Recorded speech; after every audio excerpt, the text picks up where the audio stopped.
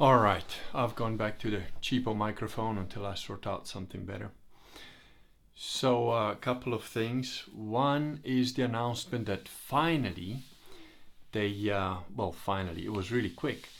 The Kurgan t-shirt are available at Crypto Fashion. So the link to the t-shirt is at the bottom on the notes.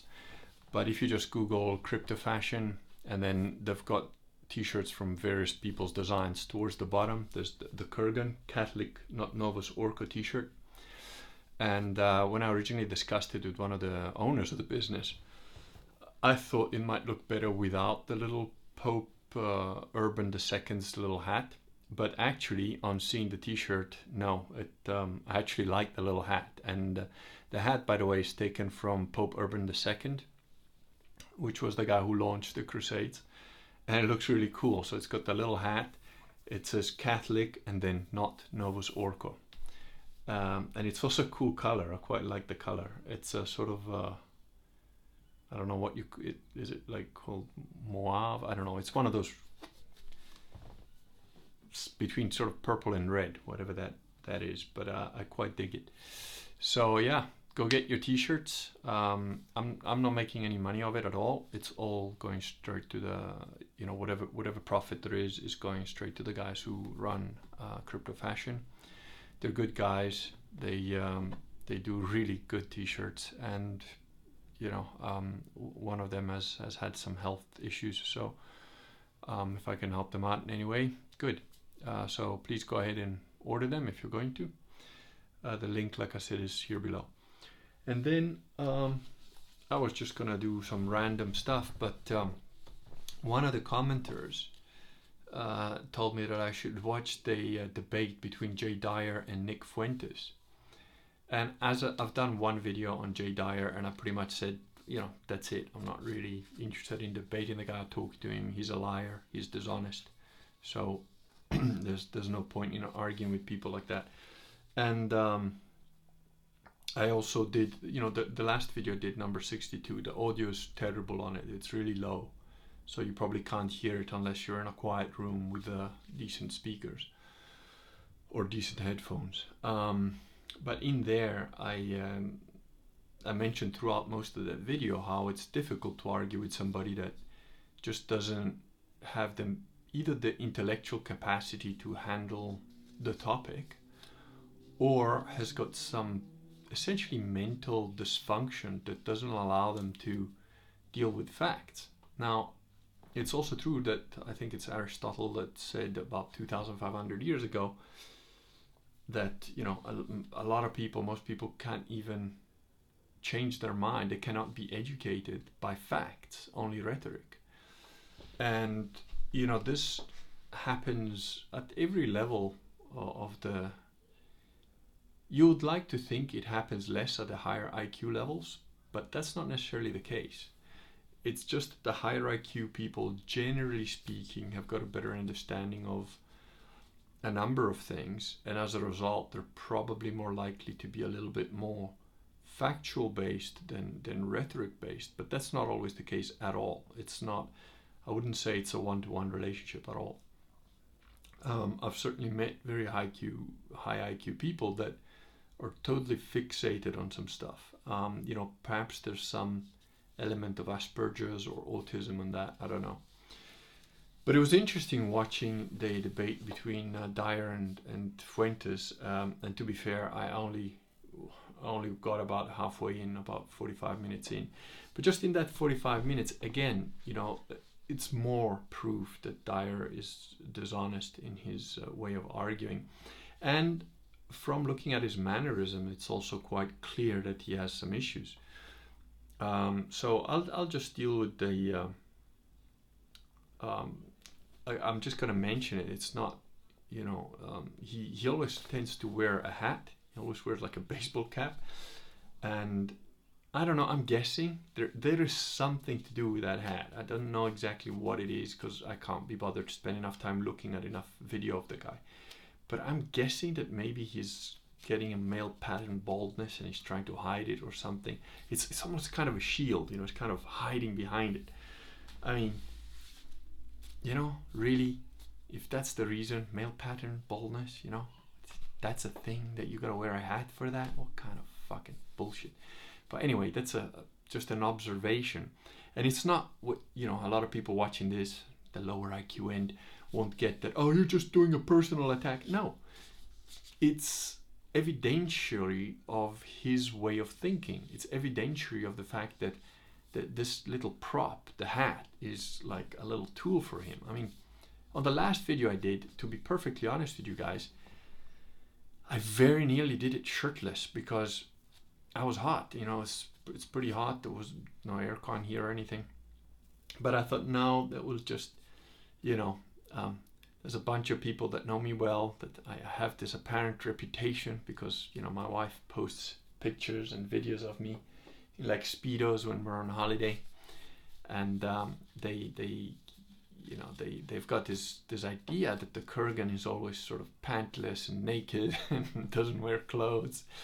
Well, there's the irony, boys and girls. You've now got Kurgan t-shirts. So, and I thought, you know, it's if it were up to me, I'd just do it. But I thought, you know, some people might not understand. They might think that I'm, I don't know, trying to pose, or they would be somewhat scandalized. You know, maybe there's some nice little Catholic girl who looks and says, oh, what is that barbarian doing bare-chested? And so, okay, fine, I put the t-shirt on, even though I was sweating like a pig. But, you know, my point is, my normal way of being would probably be somewhat shocking for you people, but that's just because I'm natural the way I am. And if I have to think about other people, okay, fine, I'll put some clothes on, you know. You don't know the amount of times I've opened the door to, like, you know, the Amazon guys or the food delivery guys, and I'm just in my underpants, and I'm just like, yeah, excuse my underpants. And most of the times they're guys that, you know, from Eastern Europe or whatever, and they're just like, you know, they'll probably do the same thing at home. So, but so what I'm saying, it's not about because you wear a hat you're a loser or whatever. That's not the thing. But it's the way he's obviously concerned about having his hat on his head. And I don't know what it is, you know, whether it's like a comfort blanket thing like Linus, or whether it's because he's going bald and he's trying to hide it, you know. Really? If that's the reason, you know, really? You know, be proud. Be proud of your hair. Be proud of your lack of hair. Doesn't matter. But anyway, that aside. So the first 20 minutes of that video, which I'm going to try and post a link. Hopefully I remember I'll post a link for that as well. Below the t-shirts, because it's far less important. But the first 20 minutes, nothing happens because he's waiting for Nick to come on. And then Nick comes on. And by minute 25, he's already done a dishonest thing because he conflates the Novus Ordo with the Catholic Church. And we know that this is intentional, and we know that it is dishonest, because later on he admits that he believes Vatican II to be a dismantling of Western civilization. He knows the Vatican II is not legitimate, and yet at the same time, before that, he's going on about, either before or after, I can't remember, he's going on about, I think later, he goes on about, well, you know, this is why he talks about this divine simplicity, and oh my God, the guy's he's just retarded. And it's all to do with binary thinking, his flaws in thinking, a lot of it, most of it. And he's going on about divine simplicity, and basically what he's saying is like, well, the Catholic Church believes that you can't have a direct experience of God, and that you can only experience God through Jesus Christ, or, you know, Mary, or the saints, or whatever, anything else, you know, these clouds that Moses saw, or that Jesus saw, that Peter saw, that the apostles saw. And so as a result of that, you know, there is a distance from God, and that distance eventually leads to nihilism. Now, only somebody that is mentally defective could come to that conclusion. First of all, as far as I'm aware, there isn't a single place in any scripture that clearly states God has, you know, there's a direct experience between a human being and God. I'm not aware of that happening anywhere. Also, because, you know, there are indications of a connection to God, but again, it's a burning bush, it's a cloud of light, it's Jesus himself, it's through Jesus, it's the Holy Spirit. You know, there are multiple variations of this, and it's never God direct. I mean, how many people saw Jesus? That was direct. That's direct. Jesus had a certain look, which we know thanks to the Shroud of Turin. He spoke to people. They all agree on a number of factors of, Jesus was a real person. He walked the earth. He was there, and so on. He did the miracles. God the Father, what does he look like? You got a picture of that somewhere on a sheet? No. God the Father has not been directly experienced by anybody. I mean, and I'm speaking as a person that had, I think, what comes closest to a direct experience of God that's been described anywhere. I literally had a sensation of this undescribably vast intelligence, loving intelligence, looking at me and knowing that I exist, and me becoming aware of a tiny fragment of the totality of this undefinable, undescribable being. So I'm one of the guys that, if anything, should be saying, oh yeah, God is like this. And I'm telling you, I've had that experience, and it's like, no, I don't believe that a human being can have a direct experience of God without just catching fire like a match in a furnace. So I think that's pretty obvious. So again, he's then latching on to that as being the leading to nihilism. Now, regardless, right, whether you're Orthodox or Catholic, whether you agree that you cannot experience God directly or not, regardless of that fact, this is how rarefied the argument is. J. Dyer is saying that if you cannot experience God directly, you will be led to nihilism, and therefore Vatican II and all the fake crap. What? Are you retarded? That is just as bad as the people that say, well, no, we can't have stars and trillions of stars and billions of galaxies. No, we can't have that because it's too big, and then it makes God like not important. No, you fucking moron. The fact that we have trillions of galaxies, that's a bonus. That's a plus. That shows the majesty of God.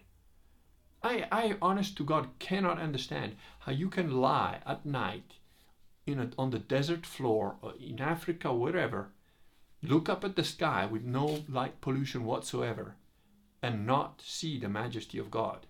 Okay? I was a little kid when I was doing that, and I was a teenager when I was doing that. I was an atheist when I was doing that. And yet, while doing that, in the middle of the Kalahari Desert, looking at shooting stars falling and that, I was filled with the majesty of God. I certainly did not have any nihilism in me at all. I had curiosity, wonder, and joy at the millions of other living beings that no doubt are, existing on other planets by other stars and so on. And that hasn't changed. The fact that I'm Christian doesn't in any way deny any of those things from being real. And this is similar. Like what? Because you can't experience God directly, like one-on-one, then it leads to nihilism? No. That's only if you're a completely narcissistic freak that is so self-absorbed that all you can think about is, God doesn't talk to me direct, and then it's I don't matter and I gotta die. Huh? Seriously, man. I don't even want to say mentally retarded. I don't, because there are people with Down syndrome that are well above that way of thinking, well above. I mean, instinctively above it by light years. So no, that's just completely retarded argument. But again, he lies by conflating Novus Ordo with the Catholic Church, intentional lie, and that's why I wouldn't debate this guy. He's just A, a liar, and B, I don't think he's neurologically all there. I think he's got some serious Asperger type stuff going on. And again, I speak as somebody who has got Asperger's himself. Then at about 42 minutes in, he panics when Nick Fuentes correctly identifies the fact that the Bishop of Rome always had final say, because Rome has always been first among equals, and the Bishop of Rome essentially was the tiebreaker and the ultimate guy who ratifies everything. Again, I've made the analogy before that, first in honor is very similar to martial arts. And it's an apt analogy because martial arts and military orders are again a very good analogy for the church militant, which is what the Catholic Church is. There are three versions of it's the church militant, and then I can't remember, the church triumphant, I believe, is after the second coming, or when we're in heaven or whatever. There's three. I don't remember the other ones because I'm kind of concerned with the church militant. That's where I'm at now. That's what I'm going to look at. But military orders and hierarchy in the Catholic Church and hierarchy in heaven, it's all very similar. So to have a number of people that are all of the same rank and yet have one of them have primacy is normal. It's normal military stuff. You've got generals, you've got 5-star generals, but one will have seniority. They'll all be 4-star generals, but one will have a seniority. Similarly, in a martial arts class, you will have guys that are all the same rank or the same belt, but one of them will have seniority by virtue of the fact that either he's older or he's been there longer or he started the whole thing.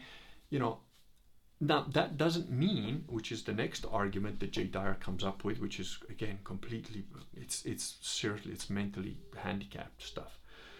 The next argument he comes up with is that, the Pope cannot have primacy because, Paul argued with Peter, and then Peter had to change his mind. So that means that Peter isn't the supreme Lord being, Again, only a complete autist would think that first among equals means that the Pope can't change his mind or can't take advice from the other bishops or can't, get all the information that he can and then make his mind up and realize, my first thought on that was wrong. No, there's nothing that says any of that. And again, I've been involved with that in training, where you've got the instructor, you've got the sensei or the teacher or whatever you're calling him in your particular style and thing. And he will say, okay, we're going to do this. But, there are people that can make suggestions. Now, if he says, shut the fuck up and do what I told you, then you shut the fuck up and you do what you're told. Even when you know it's wrong, even if it is wrong, okay? And then later, sometimes you find out that what you thought was wrong was still useful and was a good thing for you, which, by the way, is the crux of Christianity, okay? Christianity takes the bad, the evil, the wrong, and somehow turns it into a positive. And again, I'm living proof of that in many, many ways. But, the whole Jesus resurrection, crucifixion thing, all of that, that's like, they nail the guy to a cross and that makes him win somehow. It's the inverting of evil. So it's par for the course. And there's absolutely nothing that says that just because the Pope is a Pope, he can't take advice from others and sort of listen and sort of go, actually, yeah, that makes more sense, and that's what we're going to do from now on. But again, to an autist, it's like, no, I must have the supreme leader. The supreme leader must follow. Supreme leader, he must have mustache. It's just, what? No.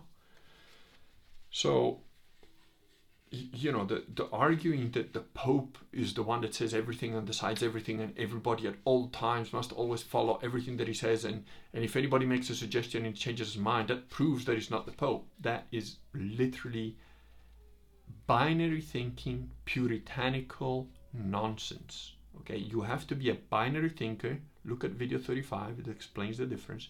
You can only think like that if you're a binary thinker of severe, Protestant imbibed, limited thinking. It's not correct thinking. It's just wrong thinking. So that's basically it as far as I got. Oh, and another thing that he talks about is the circular argument. He says, no, because you're saying that Scripture validates the Pope, and then the Pope validates Scripture, and the Pope validates the other arguments, and therefore, it's the Pope validating himself. No, you dork. It's not a circular argument. It's a factual argument. Jesus made Peter the first among equals of the apostles, therefore like the first Pope. And from there on, that's that. From there on, given that Jesus, if Jesus says, look, you're now the Pope, and what you say goes, he's now the Pope. What he says goes. That's it. And if later down the line says, hey, what I'm saying goes because I'm the Pope, and it's in the Bible, and Jesus said, it's not circular, it's factual. That's like somebody saying that if I say, I'm my son's father, and then he says, oh, well, he is my father because I'm his son, that's a circular argument. It's not a circular argument, you moron. It's a fact. It's a factual statement of fact. It's nothing circular about it, you cretin. You know, so honestly, the quality of the guy's arguments are just pathetic, really pathetic. And it's quite clear to me that he is neurologically atypical, and he's the kind of guy that needs absolutes. And again, if you're looking for absolutes and perfection beyond some very rarefied sort of concepts, you know, you're a moron. You are literally a moron. If I hear somebody say, I'm a perfectionist, the first thought that enters my mind is he's an idiot. Because perfection doesn't exist. On earth, under the domain of Satan, perfection cannot exist. All right? And the only perfect thing is God. That's it. Nothing else is. Everything else that is not God falls short of that mark for obvious logical reasons. So again, you know, looking for the perfect leader, it's sad. Really, it's quite sad. So, and on that basis, and also on the basis that I am now almost completely finished with God's Battalions, on which I will do a bit of a review, perhaps in writing on the blog, gfilotto.com. I'll try and put that link too if I remember. But yeah, if you haven't read it, like, get God's Battalions. You can't get it on Kindle apparently, so you can get it on CD or hardcover, but or hard, paperback or whatever. But get it in paperback, get it in hardcover, whatever. It's a brilliant book. It is something you want to read and hold in your hands, really. And the more I read of that, and the more I come across people like Dyer, and the more I look at, you know, things like the arguments, the theological arguments they have about, divine simplicity and all that. It's like, but, you know, I come at it from a big picture sort of thing. I don't care really about the details of the filioque and whatever. What difference has it ever made to anybody's practical life? Other than, yeah, somebody might have killed you for it when they had some intersign warfare between the two branches. But, you know, in practical reality, in your spiritual life, what difference does it possibly make? Yeah. But the thing is, I look at big picture, and big picture, the Crusades went out and got Jerusalem back and held it for a long time. And it was only because the Orthodox betrayed them at every turn. I mean, they had, you know, the claim that the Orthodox make that, the evil Catholics sacked Constantinople. Well, yeah, let's look at that. Yeah, in the First Crusade, the Eastern Emperor asked for help. He gets the help. All the Crusaders go there and say, right, we're going to help you kick these guys out, the Saracens. And the guy goes, yeah, and then you'll get some lands, but actually no, the lands will be mine. Yeah, you go ahead and fight. So the Crusaders fought, liberated all those cities, all the way to Jerusalem, liberated Jerusalem, and then, like, the emperor guy was like, oh yeah, no, by the way, it's all my stuff. You can't have any of it. No, you can't keep any of it. It's all mine. It's all mine. It's all mine. Well, if it was all yours, why the fuck didn't you hold on to it?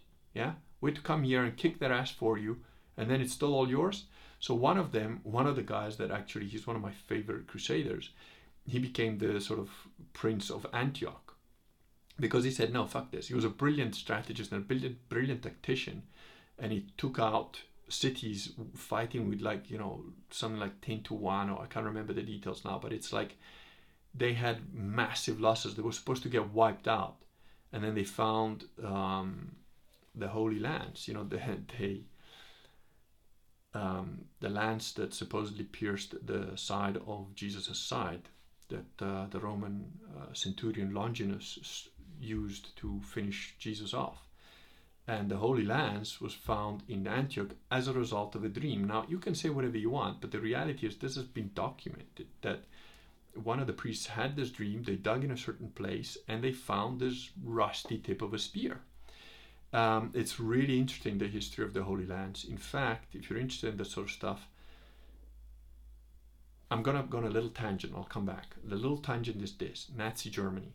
Nazi Germany, I could never understand since the age of 7, when I first had to do a project on a country, and I was given Germany and the whole of Nazism, and I could never understand how a whole country could become completely brainwashed to that extent, you know, and have death camps and stuff like that, death marches and whatever. And it was only when I read a guy's book that is called, the guy's name is Ravenscroft, and let me just see if I can find the name of the book. Just give me 1 second. It was called, let's see.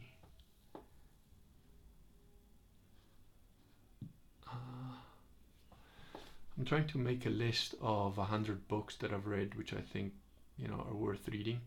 And just from memory, I typed out like 58 of them last night, a bit late. The Spear of Destiny, I think it's called, if I remember right. It's called The Spear of Destiny by a guy called Ravenloft, who was a commando and who has been accused of having vilified, lied, and made shit up. He's been accused of that after he wrote that book. I don't know. The guy was a commando. He was in the war, and that sort of character seems to me very unlikely to be making shit up. But the important thing is that at an instinctive level, it's the first time that I truly understood the nature of Nazism, because there is an occult element in it. There is a very deep occult element in the whole of Nazism and Hitler and his reasons for doing what he did. And those were, I believe, absolutely real. So whether the details are correct or not, I don't know. But anyway, so the Holy Lands has been involved in the Spear of Destiny, if you want to call it that. It was found when the Catholic Knights were at their limit. They were going to be wiped out by this massive horde of Saracens. But they found this Holy Lands and they charged out of the city into the thousands of Saracens, and they kicked their ass. This was supposed to be a foregone conclusions that the Christians were going to get wiped out, and instead they took out the Saracens, which were outnumbering them massively.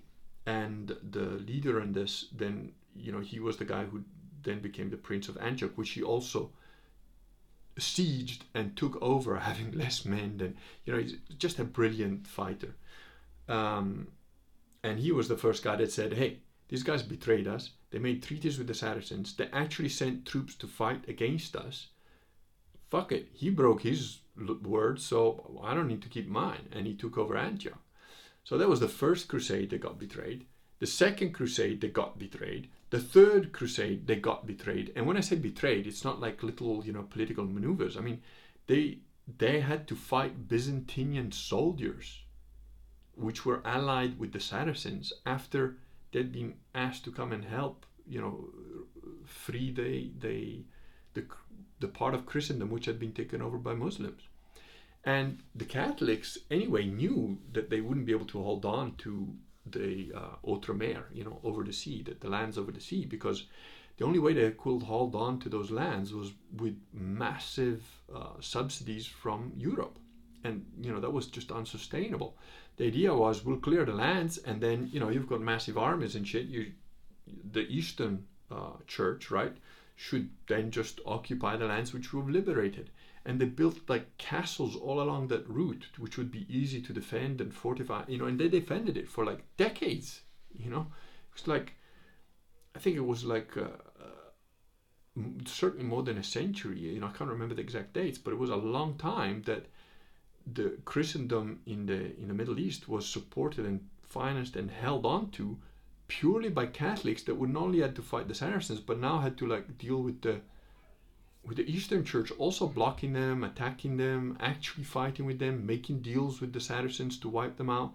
It's just unreal.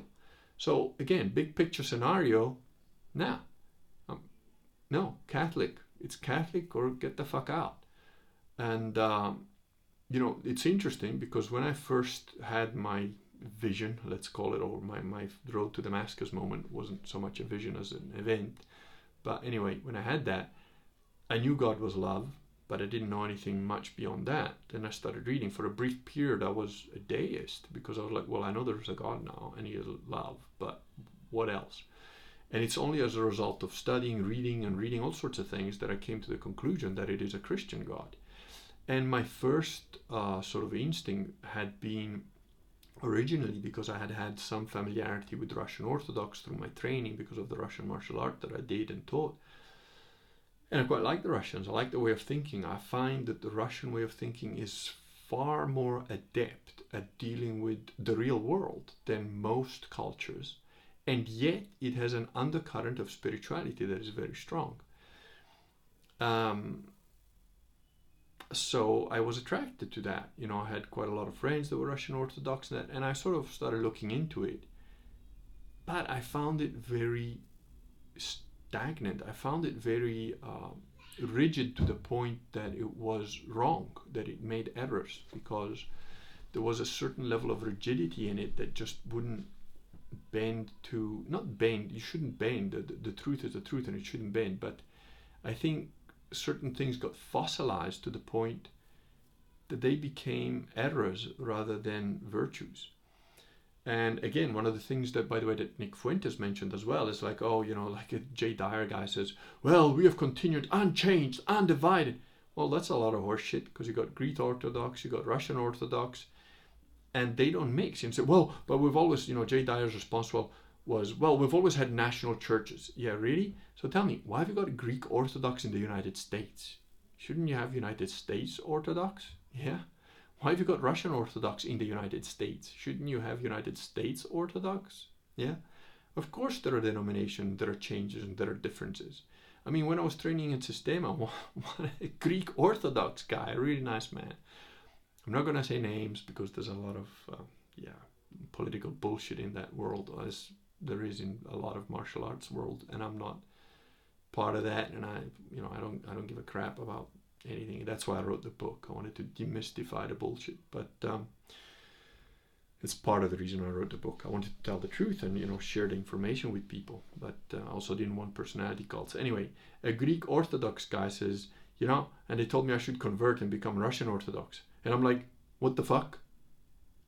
We gave it to you, you know? Orthodoxy came from the Greeks. It didn't come from the Russians. What, am I going to go backwards, you know? So, yeah, don't tell me that they're the same, because they're not. You know, they just choose to say we're the same, but really there's differences and so on. So there is a schism there. There is a split there. But, you know, the fact is, whichever denomination, you know, the Protestants, I don't put any stock in. They're just wrong. They've got no history. They've got no backup. They've got no leg to stand on. The outliers, you know, like Vox, Owen, or other guys that are just non-denominational, like even including, what's his name? The guy who wrote the Unseen Realm, Mike Heiser. He's a non-denominational, but, you know, these non-denominational Protestants, because they're basically from a Protestant background.